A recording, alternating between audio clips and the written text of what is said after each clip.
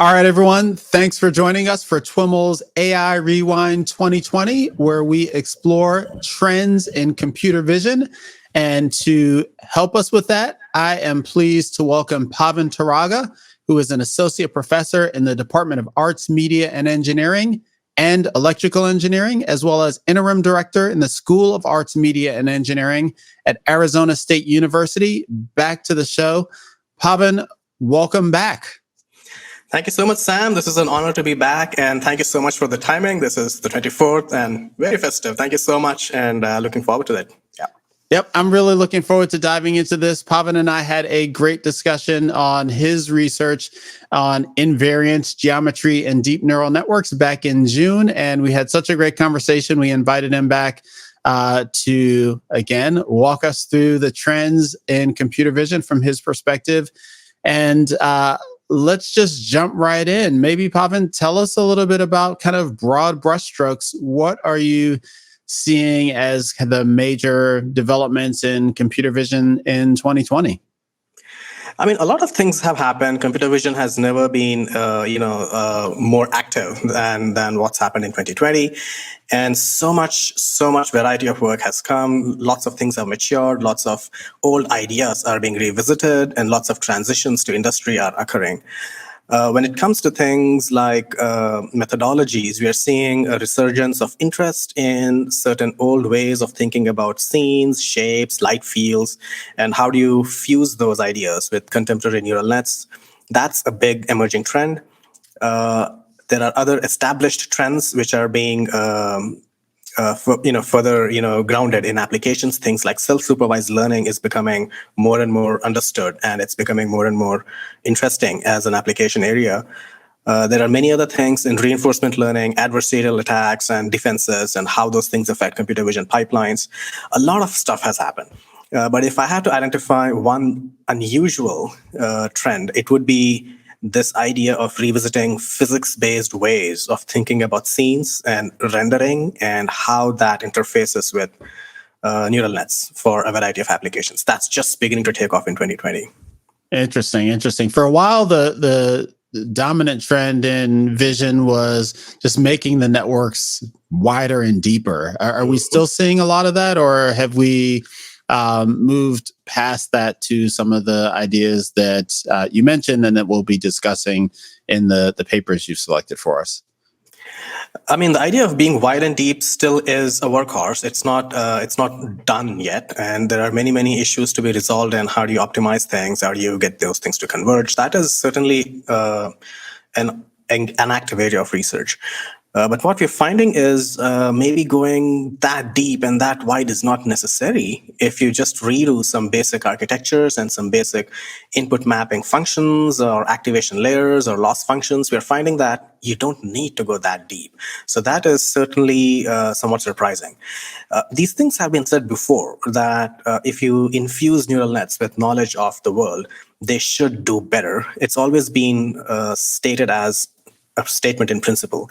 What we're seeing now is more and more specific examples where these things are succeeding in remarkable ways. So yeah. I mean, going wide and deep is certainly the default approach, but we're seeing a counterpoint emerge in very specific ways and in very remarkable ways. Mm-hmm.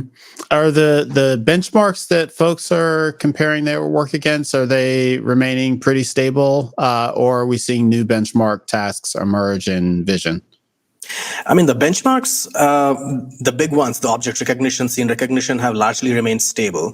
But there is also a realization that we may have to go beyond this database driven work. I mean, this has, how much more do you want to look at rock curves and numbers when the real big deal is in transitioning those to applications. So the post-data set world could emerge in 2021. We are not seeing that much interest in beating numbers anymore, even though you have to do that a little bit to publish, but that's not where the interest in the field is at this time. Revisiting theory, revisiting basic understanding of phenomena is where we are headed. Yeah. Awesome. And so why don't you tell us a little bit about the papers that jumped out to you as some of the key computer vision papers this year? Sure. So I chose a selection of papers which are roughly in the area of differentiable rendering, if you will, and how people are rethinking a very classic problem, which is given a picture from a scene, given or a few pictures from a scene, learning something about the 3D structure, the light direction, the reflectance, the geometry of the object, which is the classic imaging problem. Given a few pictures from a scene, can you reconstruct enough about the scene that you can re-synthesize different views of the scene? That's the age-old problem of vision. Over the years, people have made progress in specific narrow versions of this, which is given a single picture, can I estimate a depth map? That's one version of it. Given a single picture, can I estimate lighting direction? Given one picture, can I estimate reflectance properties of the object? So there are all these little packaged modules that people have looked at. I think this year, something remarkable has happened.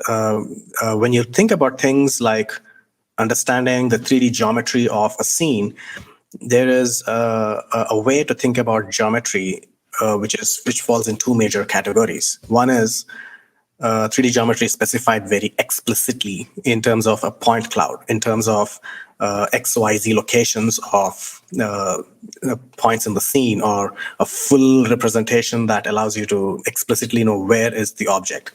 Then that category of representation suffers in a few ways. One is it's very hard to be super explicit. The only way you can be super explicit is on the sensing side, if you have an actual full-on depth sensor, a LiDAR, what have you, that fully senses the object in its entirety. And even if it did that, you are still limited in resolution to the underlying resolution of that sensing hardware. So if it senses at whatever, if 1 centimeter square is the least it can sense, that's the resolution you have. And you have to store the whole point cloud, if you will. So it doesn't quite lend itself to efficient ways of storing and processing. But that's the way it has been for a number of years. So the Kinect sensor, motion capture devices, other kinds of databases that deal with shapes always represented shapes explicitly as a graph or as a mesh or as a point cloud. So these are classic explicit representations of shapes. Way back in the 80s and 90s, there was a whole different way of thinking about representing shapes using implicit methods, where you don't represent shapes explicitly with XYZ locations of points, but you represent it either as a distance function. How far am I? Given a random XYZ location, your implicit function would say, how far am I from the nearest point in the shape? So I think of it like, it's like navigating a scene in a blindfolded way where the only information you have is how far am I from the nearest wall. So that's an implicit representation of shape. There are other ways in which people have represented shapes, including things like level sets of functions, or as a classifier decision boundary. That's another remarkable way people have represented shapes. So if you have a bunch of points in 3D space, people say, think of the points on the shape as a class with plus and everything not on the shape as minus, and fit an SVM, of course a nonlinear SVM, because shapes are not simple. So fit a nonlinear SVM that separates points on the shape versus points that are off the shape. Mm-hmm. And then that SVM becomes your implicit representation of the shape. The benefit of that is in comes an XYZ coordinate to that SVM, and out comes a number, a 0 or a 1, or you can make it fuzzy. You can spit out probabilities. But the thing is, this function now becomes very compact, and you can evaluate the function at whatever resolution you want. I mean, if your original pixels were discrete from 1 to a million, or 1 to 1,000, 1 to 1,000, but I want sub-pixel precision, I can evaluate the SVM by just sending fractional inputs in. I can evaluate the SVM for bigger resolutions. So it suddenly changes the way you think about shapes. Resolution is no longer a problem. Storing the shape is no longer a problem. Now I just store the parameters of the SVM. So that is the implicit way of thinking about shapes, which ruled the roost in shape representations prior to the deep learning revolution, even until the 2010s. And then all of those ideas went away. But then this year, I'm seeing people revisiting those ideas again and asking an interesting question, which is, if you think of this implicit way thinking of shapes, which is it's a function which takes as input an XYZ location in space and spits out, let's say we're thinking in terms of these SVMs or distance functions. The output of this function should be a number between 0, 1, which tells me how close I am to the object, or it tells me whether I am outside the object or on the object or inside the object. So some simple numbers like that.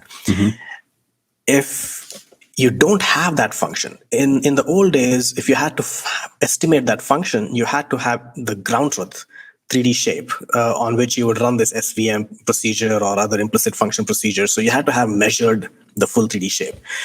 The neural nets revolution has given us some sense that you do not need ground truth 3D shape to estimate implicit functions. And that is something that has, the first crack happened last year, not 2020 actually. In 2019, there were a few papers which showed that you could estimate these implicit functions without knowing the ground truth 3D shape.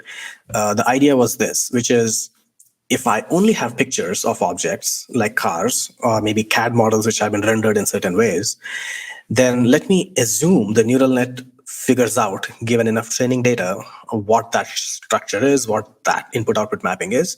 But the way I would evaluate whether the neural net learned it is to re-render the scene with this implicit 3D representation you have, and then compare it with the grounded pictures I have. So at no point in the pipeline, you would assume access to the full 3D structure of the scene.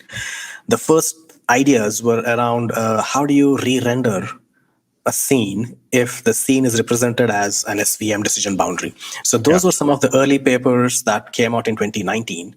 And they were able to create a differentiable approach to create that rendering process. That was the key contribution. If the function is an SVM, how do you render a scene in a way that is actually differentiable?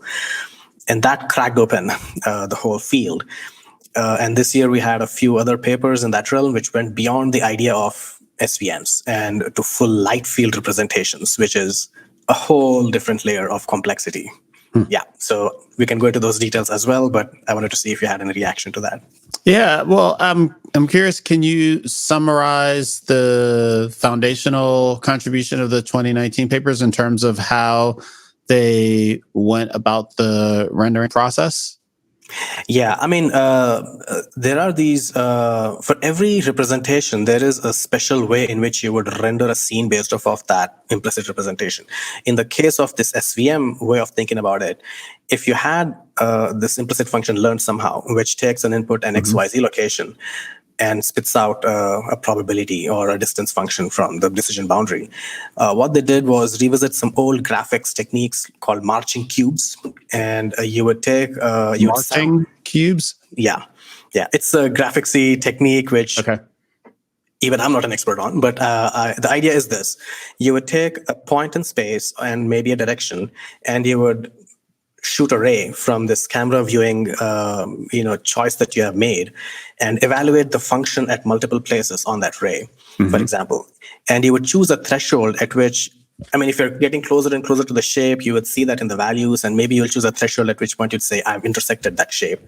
And you would take that point of intersection, an XYZ location, and store it in a data structure which says, okay, this is the point from this camera view that should appear.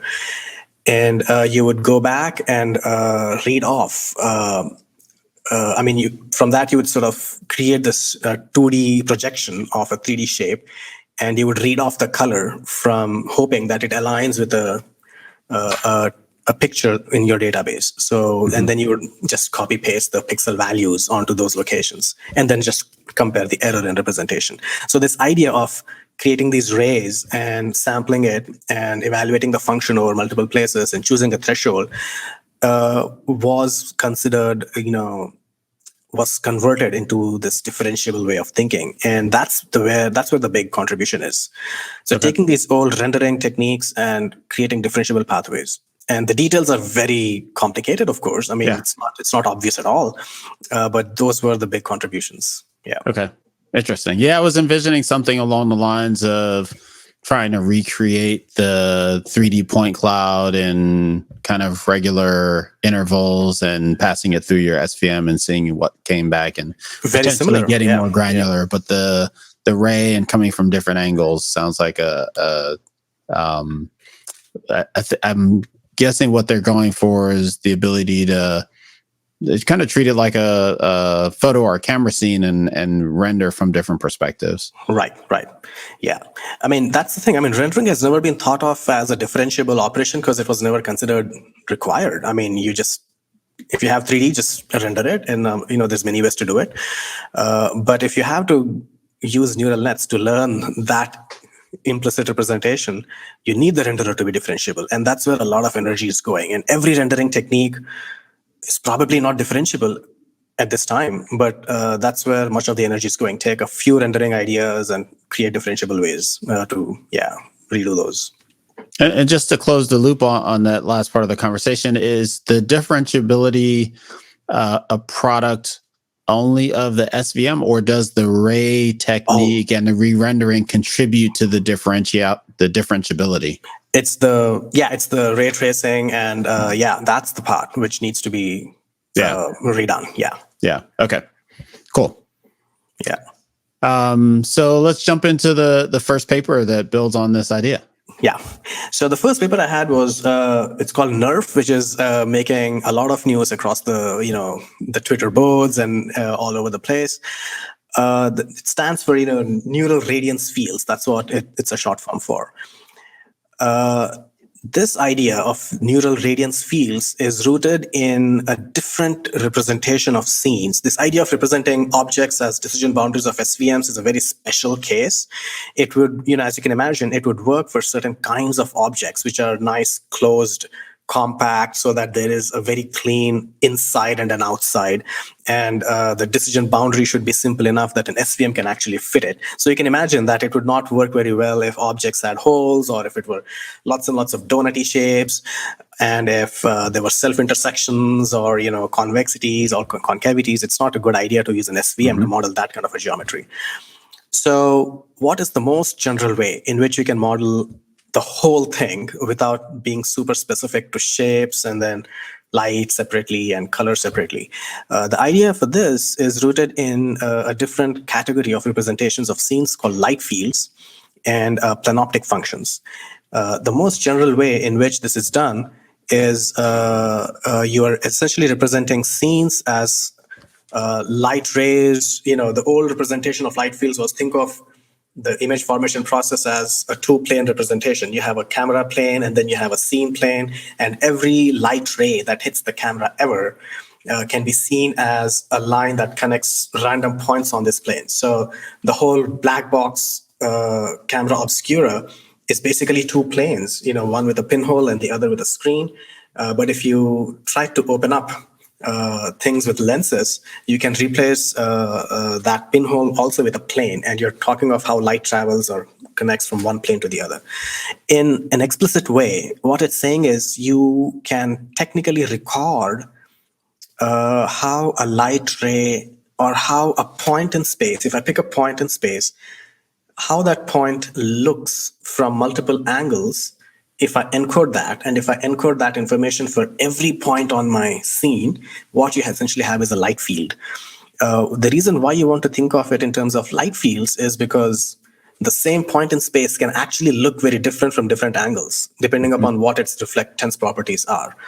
Most commonly, we think of objects as painted by, matte colors, right? Lambertian reflectance. But most real objects are shiny, glossy. They reflect light in preferential ways. So if you pick a point in space, it would look very different from different angles. If you were able to store the whole thing, that is a light field. And in the 2000s, there was a lot of attention devoted to creating hardware that would actually get you to explicitly measure the light field. So that's the analog of the explicit ways of measuring shapes through LiDAR. The analog of that in the light field world was what were considered light field cameras, which is one of the authors of the paper, Renning, he spun off a company, Lightro, right? Lightro, The famous right.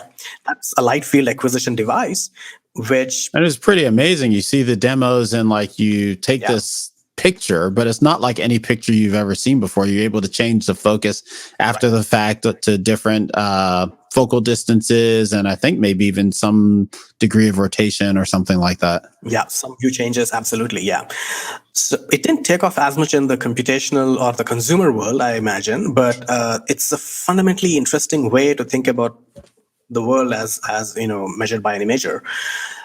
But so that's the explicit way of representing a light field. If you had it, sure, you can refocus and choose a depth of field and choose a view. They were trying to revisit those ideas without necessarily explicitly measuring it. So let's assume that a neural net would learn it somehow, given a lot of training data. The ideas they had were similar to this SVM idea, which is, let's assume a neural net somehow magically learns the light field through feeding in just pictures, not assuming any 3D ground truth of any kind. And the way you would know that it learned it is if you were able to re-render that light field in these ways, in these controllable ways, that I can choose an angle, I can choose a depth of field. If I'm able to re-render it with differentiable ways, then I can tune the whole neural net end to end, and the neural net would, given enough data, learn the light field with no 3D ground truth error or any standard ways of thinking about light fields. Once again, the core contribution was, if you had learned that light field, there are many ways to render a scene from a light field, but can you do that in a differentiable way? So once again, their core contribution was to redo that whole pipeline of rendering through differentiable techniques, and then learn a neural net end to end that would just learn the light field on its own. And does the assumption is that there's no light field ground truth anywhere at all in the process? No, yeah. So the magic is all in the rendering process and how you would work with the light field if you had it, and how you, And so if you had it, do they? I guess I'm struggling to understand how is that an assumption that they start from and the entire work is built on if you had it, or did they also show how to get it? Do you? So there's two pieces to it. One is, think of it in two blocks. One is the learning the light field piece of it, which is blindly a neural net with no special anything. And then the second piece is if the neural net learned it well. And that's where the assumptions begin. If the neural net learned this representation well. And I guess my question is, could the neural net learn it well without access to the light field representation as ground truth? That's what they're showing. Yeah. The only way it would actually work is if your rendering technique is faithful to how you would work with light fields. So it's this implicit way of assuming a neural net would learn to do the right thing if you are using its outputs in these well understood ways. So if you treat the output of this neural net as a light field, then the assumption is it will learn to fit a light field. Got it. Yeah. So I'm thinking of a autoencoder type of picture. Like you've got, some not 3D ground truth here. You've got some not 3D ground truth on the other side, and you have built your neural net in such a way that the thing in the middle should be a light field like representation. And you just kind of have to trust that because you're not validating that against actual light fields. Right. But if you're getting the thing you want on the end and your constraints in the neural net are such that the thing in the middle should be the light field, that's kind of. But but the supervision part of it comes from if it's learning a light field, the way you force it to learn a light field is to treat it like a light field and then render it like a light field, right? And check against the ground truth. So that's the magic. Yeah. Okay, interesting. Yeah. And in this case, the ground truth, the supervision is purely 2D scenes on either side. Yeah, I mean, this one would require you to measure a scene. Yes, it's all 2D, but you would need sufficient number of viewing directions for this thing to actually converge well. But it's all 2D still. It's not assuming 3D supervision. Yeah. And the point you made about treating it like a light field, is that all based on kind of analytics, physics-based understanding of the way light fields kind of Right. closed form stuff, or is it learned? So they also treat it implicitly. So one of the ways in which they force it to become a light field-like representation is, if the classic light field representation is given a point in space and a viewing direction, to know what the color of that point in space looks like to a viewer. So that is what they force the neural net to spit out. So the input to the neural net is forced to be an XYZ location and a viewing direction, a theta and a phi. And the readout is a color value, and they also go a little bit beyond color, also including things like opacity. So they're sort of expecting it to take inputs like a light field and spit out outputs like a light field, and then they treat the outputs as color and opacity, and that goes into the renderer. So if you have this magic black box which takes XYZ phi theta and spits out two numbers, and if you are going to treat those two numbers as color and opacity and use that to render a scene and cross-check with the picture you had to begin with, and then do backprop. So for that to succeed, your renderer needs to be differentiable. And if that's differentiable, the neural net will eventually learn to spit out light field-like data. So you mentioned earlier the increased interest in self-supervision in computer vision. Is there, if you kind of squint and look at it sideways, this is kind of a little like self-supervision in the sense that your supervision is not the actual thing that you're training your network on. Is that, that's a bit of a stretch, I know, but I mean, I think in the self-supervision world, they use it in a very special way. Actually, maybe you're right. There are more similarities here than meet the eye. In the self-supervision world, yes, you're using one signal, one picture, or one whatever time series or a video to predict versions parts of it out or something like that. Right. And what you're learning is an autoencoder-ish architecture in the end, which is very generic. However, here in the NERF kind of ways of thinking about it, what I call that self-supervision. Again, the definitions here are not super clear, right? I mean, self-supervision, it's also learning an autoencoder-ish architecture. If you see closely into what the neural net is actually structured as, it's a plain old MLP, could have been structured like an autoencoder. But the difference here is you're actually using the output of the neural network and interpreting it in a very physical way, like color and opacity. In the self-supervision ways of doing things, you could argue that there is a physical thing. I mean, if you try to predict a picture, or you take a picture and its rotated version and try to predict a rotation, you're interpreting the output of the neural net in a physical way also. In a way, maybe you're right. I mean, there are certainly some overlaps here in methodologies. Yeah, you're trying to interpret the outputs in some physical way. Yeah. And maybe, I'm not trying to necessarily be very precise here. I'm trying to maybe get at, is there a term like self-supervision that refers to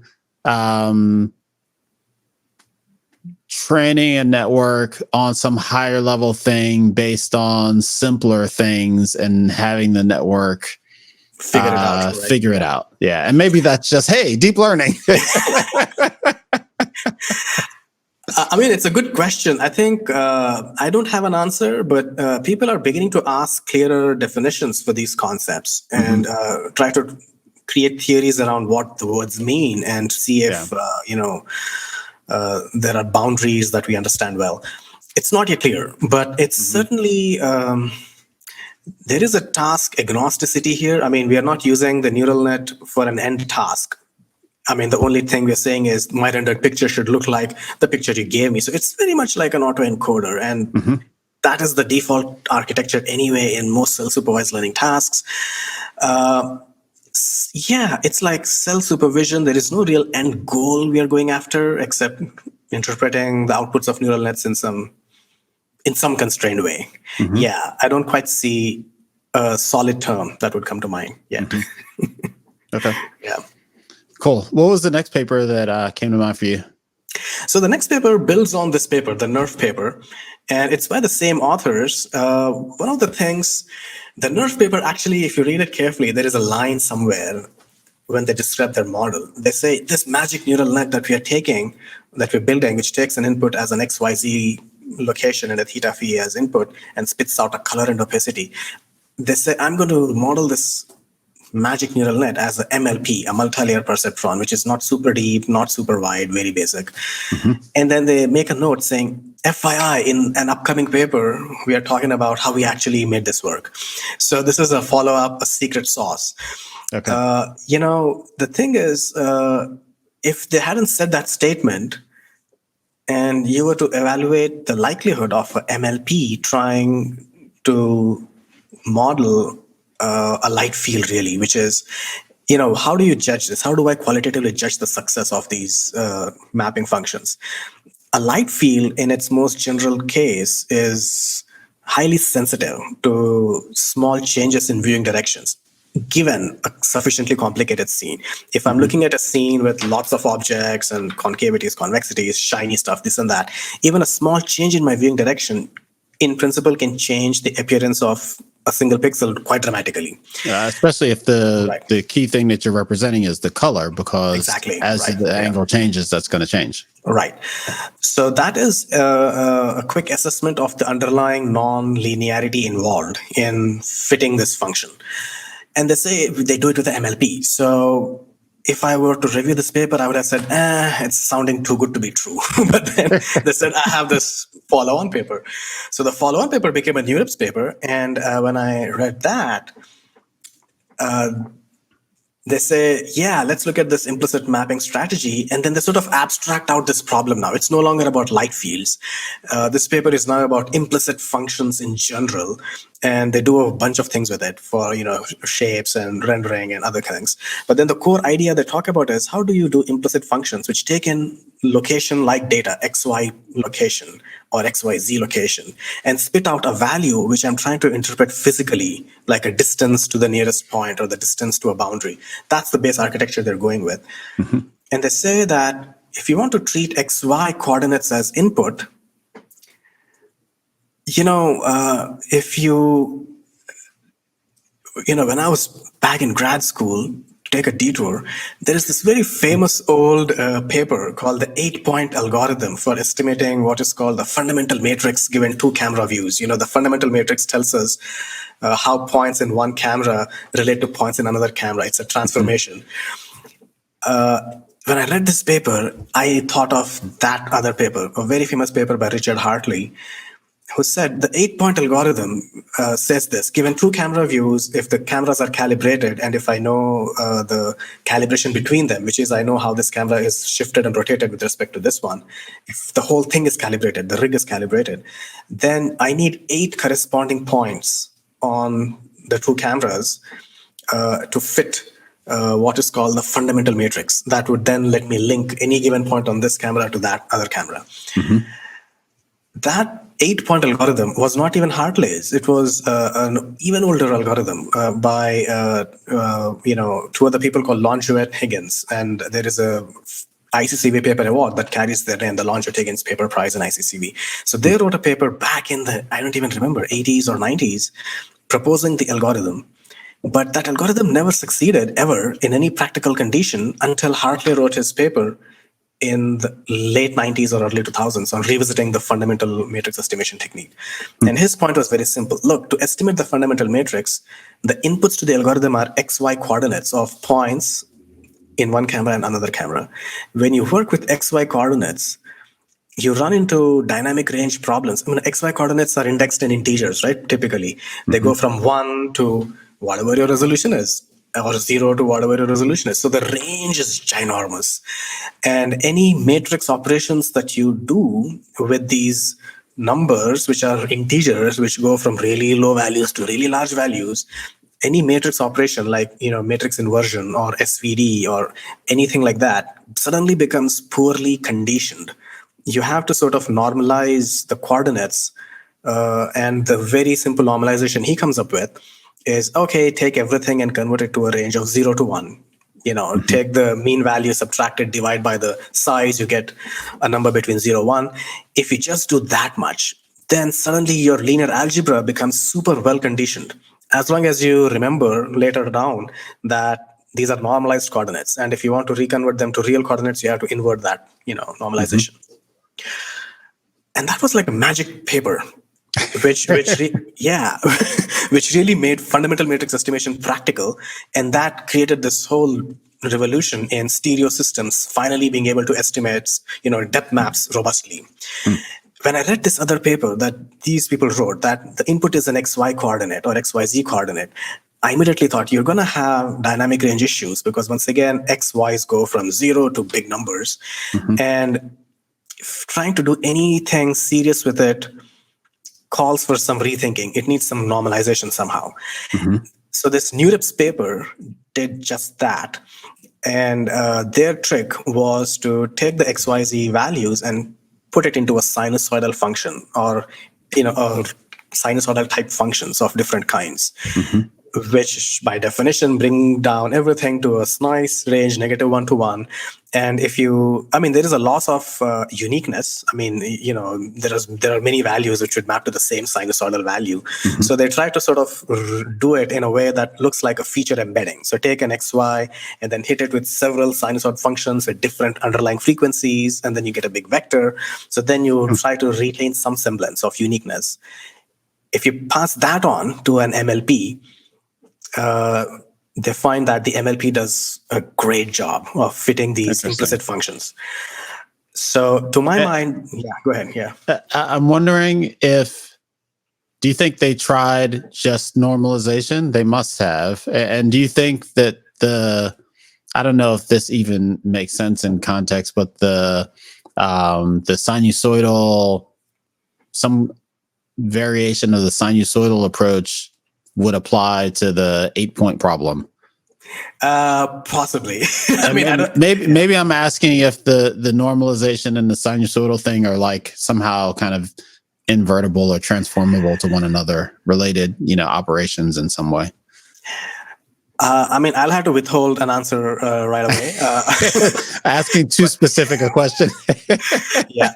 About someone else's work. Top of the mind, sinusoidal stuff is not directly invertible, right? Sine is not a 1-1 mapping, especially on a big range. So you lose invertibility right off the bat. But it's a good question. Did they try just basic normalization or not? That's something worth looking into. However, I feel there is something intrinsically interesting about sinusoidal embeddings, which is not well understood. If you did basic normalization, it's understood that you're bringing down the range of your values to a bounded domain, and optimization techniques have a nicer time working with that. But sinusoidal stuff add a layer of additional interestingness to it. It's a nonlinear mapping to begin with. So you're sort of, in a way, wrapping flat spaces to spheres in a way. In addition to just normalization, it actually helps the neural net learn nonlinearities a little easier because you're already a little nonlinear in the inputs. I think it's a combination of the two. I'm sure the MLP works because it's both now nicely bounded in some domains, and also that you're encoding some nonlinearities right off the bat. And spherical nonlinearities have been shown to work well in a variety of neural net applications. We don't fully know why, and it's its own little investigation, and it's something I'm seeing pop up in many contexts. Yeah, and even we've tried normalizing feature maps in autoencoder-like architectures. Take the latent space and force it to be a spherical, manifold by just normalizing the norms. And we suddenly find that a lot of things magically improve for neural nets. For object recognition, we find that the class activation maps become compact, and they become robust to lots of input perturbations. We're finding interesting ideas like that, and this fits in the mold of what I'm seeing, that if you constrain inputs or latent spaces to some non-Euclidean manifold, you're helping the neural net along because you're sort of encoding nonlinearities already, and these are interesting nonlinearities beyond what people talk about. Yeah. Interesting. We should mention You mentioned that the first paper was the NERF paper. I'm not sure if you mentioned the full name, but that one is NERF, representing scenes as neural radiance fields for view synthesis. Mm-hmm. And the second paper is Fourier features let networks learn high frequency functions in low dimensional domains. Yeah. I mean, there's been an explosion. I mean, there was recently a survey Medium article written by Frank Dellart, who used to be at Georgia Tech, and he went through a ton of these papers and their spin-offs. And I highly encourage viewers to check out that survey article. It's on Medium somewhere. If you just look at Frank Dellart Medium article, it just came out a couple of weeks ago. Okay. And there's folks who are doing super interesting work applying these ideas to video completion. I mean, if you have a neural radiance field for video, you can now start removing objects and filling in background and stuff like that. Jiabin Wang at Virginia Tech is doing that. Lots of people now are latching on to these ideas and redoing some classic graphic C problems with this. Yeah. And are the ideas that are latching on specifically the neural radiance fields, or also this Fourier feature mapping as well? I guess okay. I mean, the neural radiance field is a way to think about light and shape, and then the Fourier features is just a simple encoding that helps these networks learn stuff nicely. So it's like a drop-in module. Both could have existed independently, but the Fourier encoding helps these neural radiance fields to be learned implicitly. Yeah. Mm-hmm. Very cool. Very cool. What's the next paper on your list? A related paper is, now this idea of implicit representations is taken off on its own. It's becoming its own little theoretical problem. One other paper came out, and I think it's got a nice name. It's called Siren. And it builds on this idea that if you have a problem where, again, the input is an XY like information, and the output is a number that you want to interpret in some physical way, they take this idea of sinusoidal embeddings a little further, and they start putting these sinusoidal layers all through the network, not just at the front end. And they say that it just works even better, and they're able to find even more nonlinear functions to be described in this way. When I read this, it feels like, once again, a confirmation of this hypothesis I have, that the more interesting nonlinearities you throw into latent spaces and at multiple layers of the network, you're just helping the network get past a few of these steps explicitly. So that's interesting to see. Yeah. Mm-hmm. And that paper was called what? It's called Implicit Neural Representations with Periodic Activation Functions. Mm-hmm. And so the going back to these Fourier features or sinusoidal features, are they, to what degree is their effectiveness specific to the kind of polar spherical nature of 3D representations versus, like, do you see that becoming a standard tool in the toolbox, like you one-shot encode categorical features? We're just going to throw, Fourier features at everything and just see if it helps the network converge?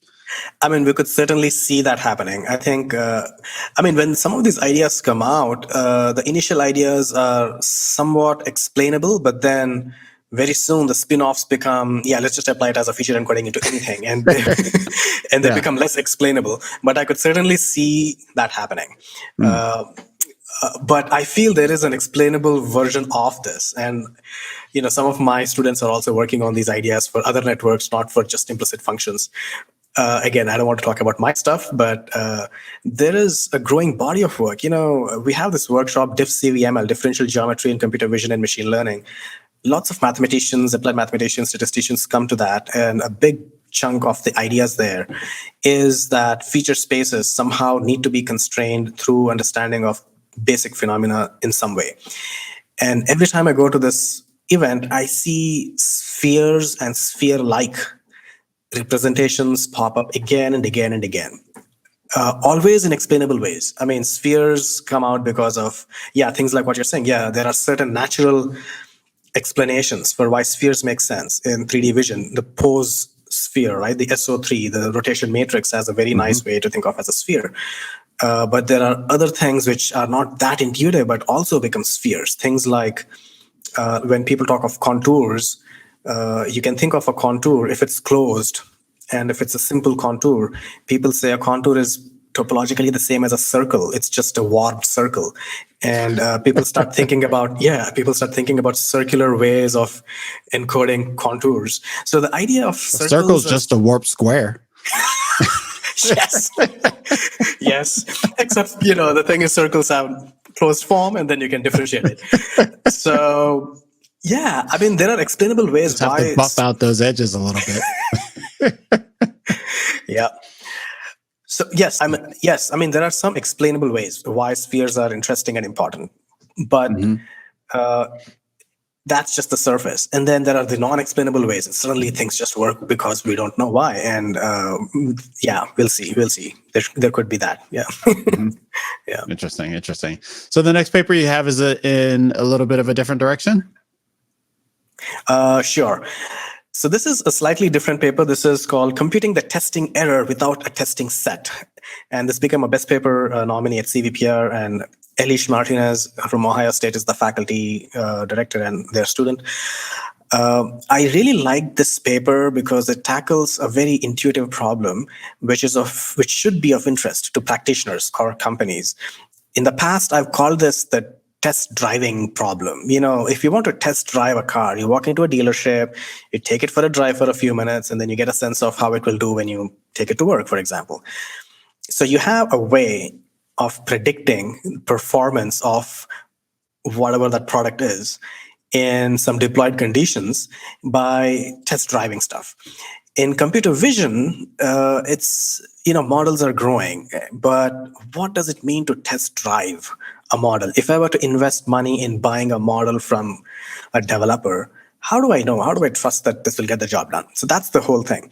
The only real answer, there's two answers. One is the theoretical answer, which is, there are theoretical results from learning theory, which will tell you what that test error could be.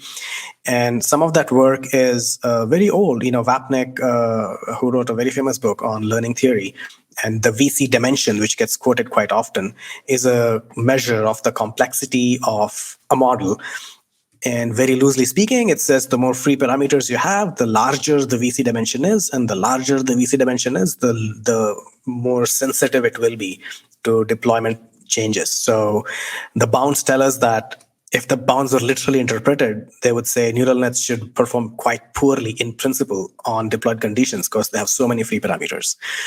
But the result they have is interesting. It's somewhat misunderstood. What they provide is a bound saying the test error could be in this huge range of values, which is seen as, people interpret that as saying, oh my God, it's going to be completely unpredictable. That's not what they say. They just have a loose bound. And it's very hard to get tight bounds on performance. Mm-hmm. So the theoretical answer is practically not useful then. It just says the performance could be pretty bizarre.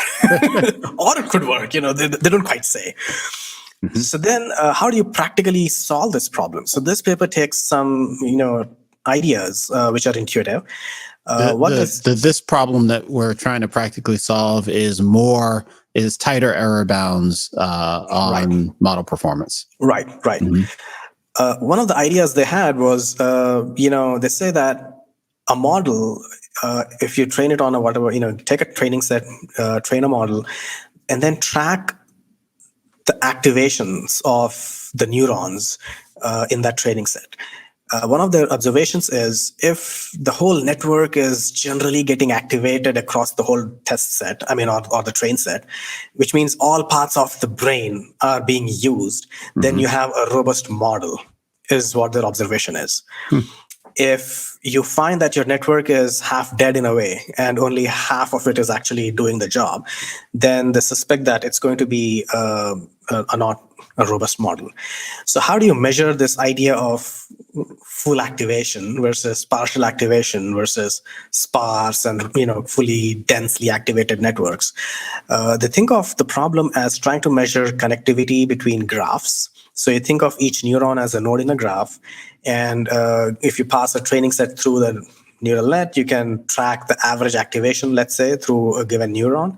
And you can also measure similarity between two neurons by looking at how similar the activations of the two neurons are, and basically construct a graph that connects neurons to each other, like the brain connectivity structure. What they say is your brain then should be densely connected, or all paths should be at least talking to each other. There might be cliques, but there should be interconnectivity between the cliques. And they use techniques from a field called topological data analysis to measure this topological connectivity in the network.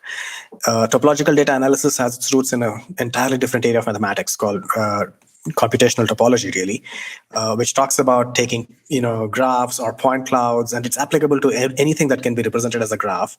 And you measure things like holes in graphs. If there is a cycle emerging in a graph, they call that a hole. Or if you have higher order graphs, you can think of voids in a graph, and those are seen as measures of lack of connectivity in neurons. So they use those measures of connectivity and they collapse a given network into a few measures which tell us how densely connected the neurons are in a way. They use that then to train a linear regressor. So they take a few common test sets which are available in CVPR all the time, and they know what a given, and they look at a few common models like VGG, NetAlex, and what have you. They measure these diversity functions, these topological functions for each of these networks and for each of those test sets. And then given we know the common test sets and the common models, we know the train error gaps for those networks for the given test sets. So then you can fit a simple linear regression function, which takes as input these topological values and spits out a train test gap. So there is a learning happening anyway. So this linear regressor that they're using is being trained on common networks in CVPR and common data sets that are used in CVPR. So you can always ask a meta question: how will this linear regressor generalize beyond? So there is a meta question, right? Turtles under turtles. But still, I think they made some good progress. They were able to show that even such a simple way of thinking about network interconnectivity can lead you to actionable insights in how robust a model is going to be. So that to me was interesting. Yeah. The kind of foundational direction that they built this paper on is the idea that the more densely connected the network is, or the more broadly activated the network is, the more accurate it's going to be. Is accurate the right term there, or I would say more generalizable? More generalizable. Yeah. Is that a result that they showed or relied on, or just assumed is kind of well understood, or where does that part come from? It's an empirical observation. It's that's what they say. It's a hypothesis, but then they don't go super specific into framing that as the cornerstone of it. Yeah. But what they're saying is we can correlate, these patterns of activation to train test gaps. It's not a provable theorem by any chance. It's not a well-founded result from neuroscience or anything, but it has some intuitive explanations. Yeah. Yeah, that raised questions for me around. I guess I linked it to kind of the idea that deep neural networks are going to lead us to AGI. My thinking is that, if we have some like sufficiently wide and deep, neural network like thing that's an AGI, I would not expect that everything it thinks about or works on would be, all of it would be activated all the time. I'd expect it to have some degrees of specialization within this larger network. No, absolutely. No. I mean, that's not counter to what they're assuming. They're saying, yes, for a given picture, if it's a cat picture, sure, the cat neurons should fire. But over a data set, you should see the activations on an average all over the network. Okay. And so they're computing these averages over a whole training set, not for a single instance. Yeah. Got it. Okay. That makes sense. Yeah. So in what way did they, we started off talking about kind of theoretical bounds here, and are the more the tighter constraints that they were able to demonstrate with these empirical results, or were they also kind of theoretical closed form results? I mean, no, it's a fully empirical paper. So Okay. the train test gaps they're showing are based off of a linear regressive function that they fit, which is fully empirical. Mm-hmm. So no, I don't think the last word has been said at all in this space. Mm-hmm. But it's like the theory has lagged behind quite a bit, that Yeah. people need some actionable practical things, even if they are bounded in visual data sets of certain kinds. Yeah, this is making some headway towards that, but it's certainly not the final word. Yeah. Awesome. So any other papers that you want to bring up or mention? No, I think there's a ton of follow-on like papers like this, and Yeah. I'd like to just say a shout out to the survey article or the Medium article that Frank Dillard put out. Mm-hmm. There's many other papers which we can or topics of interest which we can talk about, but yeah, I don't want to bring up specific papers anymore. Yeah. I appreciate you focusing on other folks' papers. Any shout outs from among your work and your students? Any area that you're particularly excited about? Granted that we can refer folks back to that June interview that went deep into your work, and that choosing among all the things you're working on, I'm sure is like, choosing a favorite child. But if there's anything that you want to shout out, now would be the time. I mean, I have a ton of great students. I have, some of the ideas that I was going to talk about interlinks to what my students are actually working on, which is, one of my students in Lawrence Livermore, Rushil Anirudh, who is now going to take over the workshop that we spun off. He's doing a lot of interesting work in applying vision-like ideas to scientific domains, things like point clouds, spectral recordings. I mean, he's the director of the Open Data Science Initiative at Lawrence Livermore, and he's doing great work. Some of my students who are just about to graduate are doing a lot of the fusion kind of work, integrating constraints from geometry and topology into neural nets. And what we're finding is one of the recent papers, which we have not yet published, is a joint paper by two of my students, Hongjun Choi and Anirudh Som. The paper is on arXiv. It's called On the Role of Orthogonality in Improving Properties of Deep Neural Nets. We build on a paper that we wrote earlier this year. Orthogonality in feature space or? Feature space, yeah. Okay. So the idea is very simple. You take autoencoder-like architectures, choose a latent space, and then chop it off into blocks and impose some orthogonality across blocks. And then you can scale that idea. You can apply that idea across several layers, and you can do that in orthogonality can be imposed in other ways as well. You don't have to be purely orthogonal. You can be spherical and not be orthogonal. So there's a whole variation to what we mean by orthogonality, but it's certainly orthogonality in feature spaces. And what we're finding is when you impose just even the simple orthogonality constraint in an autoencoder in one latent space across blocks, tons of things improve. We find that very surprisingly things like even calibration error improves. Calibration error is this measure of bias, right? I mean, how biased is your model? Even without explicitly countering for bias, just imposing orthogonality in a neural net in a latent space, we were seeing significant drops in calibration error. We were seeing significant improvements in localization of objects. We were seeing improvements in robustness to image degradation. So this idea is not unconnected to what we are seeing with the sphere stuff and sinusoidal stuff and Fourier stuff. In my mind, spheres, Fourier, sinusoids, orthogonality are all interlinked. They're all spherical constraints of different kinds. So some of my students, as I mentioned, Hongjun Choi, Anirudh Som, and Anirudh Som is headed to SRI, Princeton, next year. They're spearheading these ideas, and I'm very keen to see where this all heads. Mm-hmm. Awesome. Let's talk a bit beyond research. What are you seeing in either kind of the tools, open source, or commercial realms in terms of application of computer vision?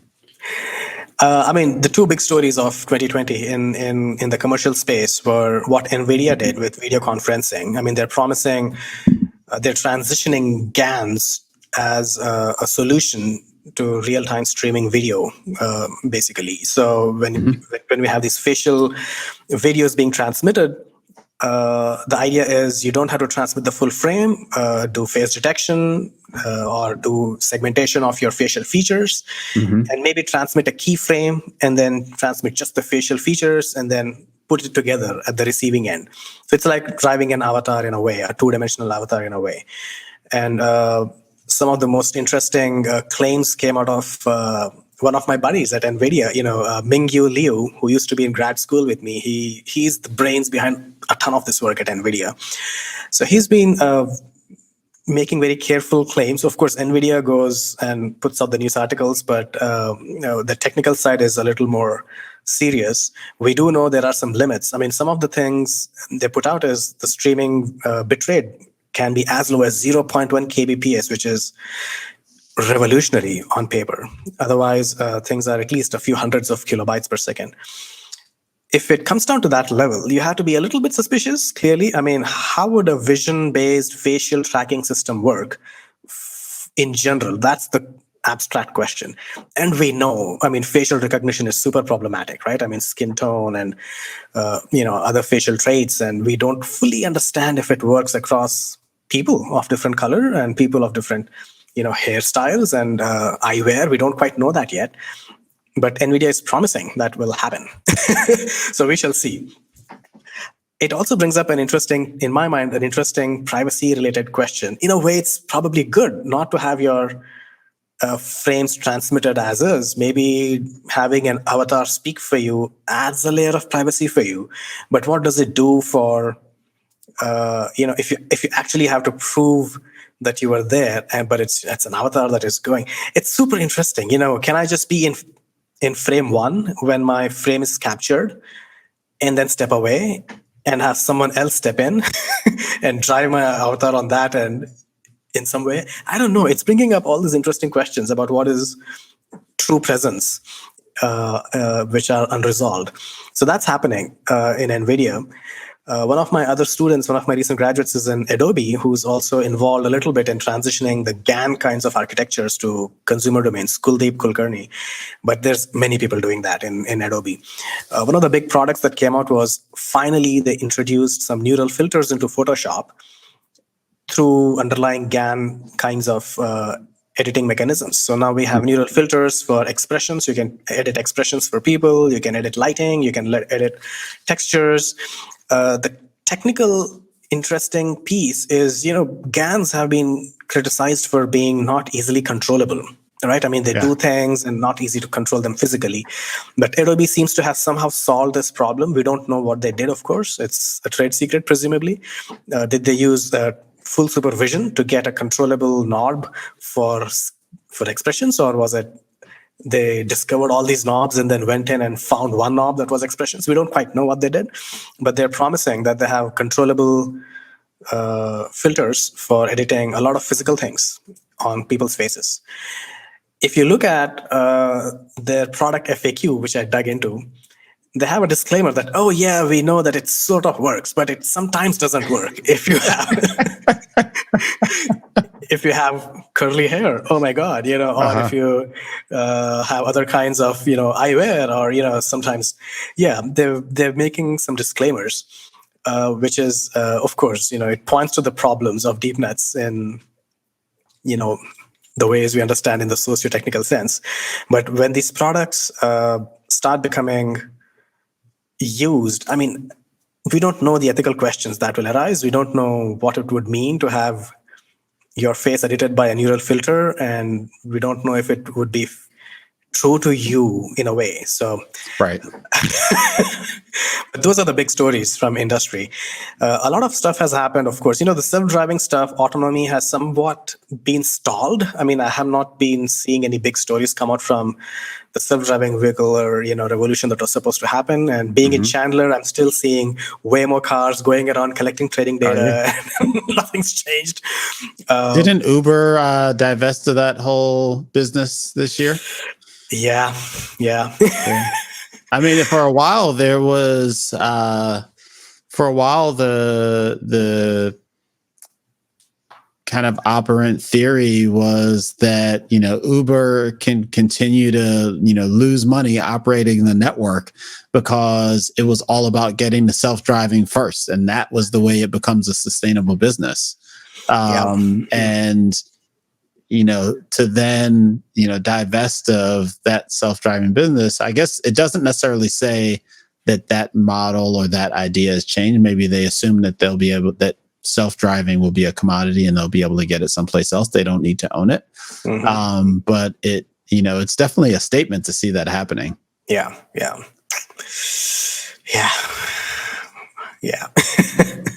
I mean, I guess this takes us to predictions. We predict self-driving in 2021. It seems like a few years ago I'd ask people and they say, oh yeah, just next year. You wouldn't believe it. I mean, I was at CVPR 2017 in Hawaii, and I was just sitting quietly at my desk eating lunch, and there were two people from two separate startups doing self-driving stuff, and I was having this exact conversation with an academic saying, is it going to be next year? And we were like, nah, it's not going to happen. And they were chuckling at us. And they're like, and we said, why are you laughing? And they said, it's happening this year. Wait and watch. It's interesting all the time. Yeah. I mean, 2021 predictions. I think this interest in full autonomy, AGI, it's going to fade. I mean, people are tired of listening to that and not seeing it happen. I think some versions of it will continue. I mean, the DoD will continue to invest in it, but then very specific use cases and very specific deployment conditions, I can see research proceeding in that direction. But full-on level 5 autonomy, not so much. There's a lot of interesting theoretical work that still needs to be done. As you mentioned, self-supervised learning. What is a theoretical framing? What does it even mean? What's the definition of the problem statement? And even the problem statement has not been fully defined, other than this vaguely stated thing. Predict parts of the signal from other parts of the signal. It's not quite a problem statement as neatly framed as, let's say, supervised learning. Xi, yi, predict Xi from yi or the other way around. So, and again, asking how do we know things work and how do we know things converge? And similar questions about reinforcement learning, similar questions about, other kinds of learning techniques which are emerging. And some of my colleagues at ASU are actually working on those. Yejo Yang in computer science, he's doing some theoretical work on that. We have a lot of interest in our, this is where I can put on my arts hat. Arts and media and experience design is an emerging area, which I think will explode on the scene as soon as the pandemic lifts. People want in-person experiences. People want to be in physical spaces where they can interact with people and environments and feel joy and happiness and just be well. And you want a reason to show up to your work. You want a reason to show up to a gathering, whether it's in your house or a family, event, or if it's a public space. How do we create spaces that are inviting? It's not a new question. How do we create spaces that are inviting is an age-old question in architecture. It's an age-old question in design. But now with cameras and sensors becoming embedded into, spaces that would otherwise not be considered, instrumented, people are beginning to ask these questions. How can we use vision techniques? How can we use real-time technologies to reinvent what space is? And a lot of that work is happening in arts and design schools, including our own. So we have a lot of interest in creating wellness pods. For example, can we have wellness pods deployed in a mall where you walk in and then, of course, technically speaking, there is a rig, maybe there is cameras located, and your movement is being tracked, but then you hear your movement data or your body shape related information is converted to interesting kinds of sound feedback or visual projections where you're sort of feeling immersed in space. So immersive media, immersive technology is yet another emerging thing where computer vision methods have a strong role to play. And it goes beyond classic headsets. It's not just augmented reality and virtual reality, although those things might happen, in 2021. I mean, the future of work is debatably both physical as well as virtual, depending upon who you ask. Or maybe it's something in the middle. It's mixed. So there is augmentation of a physical space with the virtual. So all those things will be interesting in 2021. Once again, I feel you can't expect, one of the things that is expected, it's like playing into the same kind of trope that the autonomy stuff played into, that computer vision is perfect, right? And the only things that need to happen are in system integration. So I see a lot of that thinking happening also in this space, but maybe there are other applications where you don't need that amount of perfection. So we shall see what those spaces look like. So that's certainly something I'm very bullish on in 2021, which is we need to give people a reason to be in a space, and it can't just be screen time. I mean, it needs to be experience and re-envisioned in a different way that is aware of you as a person, aware of you as a body. How do you feel embodied in a virtual environment? That's a big, interesting question for me. So that could pick up steam. And of course, as I mentioned, a lot of interest in science and tech. I don't know if you noticed a few crazy articles came out in the summer. One of the crazy things was a physicist wrote an article saying that the entirety of the universe is a neural net. There is crazy claims like that happening. And there are other scientific claims happening, which is many, many laws of science, ranging from gravity to quantum mechanics to whatnot, can be approximated through neural nets given enough training sets. And there is a third, emerging area which says the laws of physics can be rediscovered through neural nets, like F equals ma. You don't actually have to write it down. Just give it inputs and outputs, and we will discover F equals ma. So it's a little crazy. I don't think it's going to work out that easily. But all of that is emerging. And it's not a computer vision application as much as a machine learning application. But I think a lot of machine learning will transition to science proper. I am very excited about that, but also super worried. What does it mean to rely on a neural net in a science application? We'll figure out. All those scientific questions are going to come back. And then,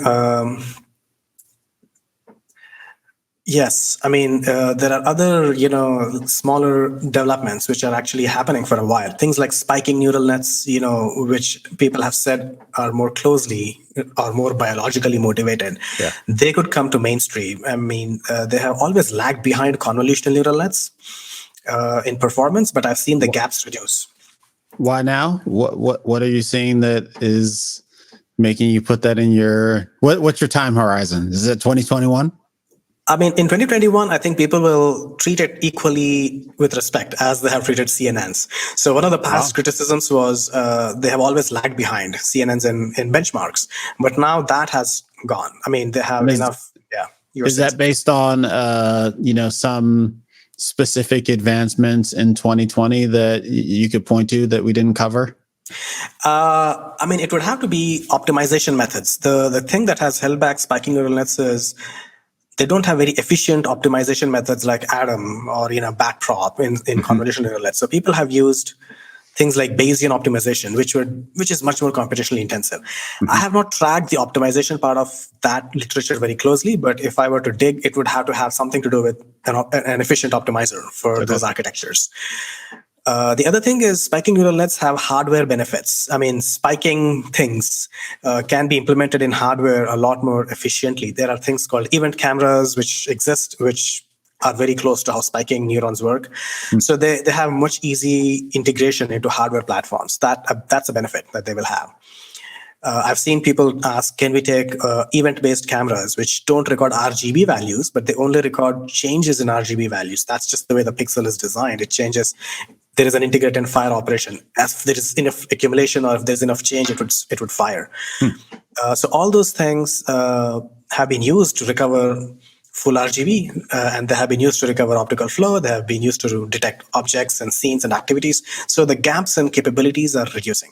It may not replace CNNs, but it would be seen as a viable alternative for certain hardware platforms. Interesting. Yeah.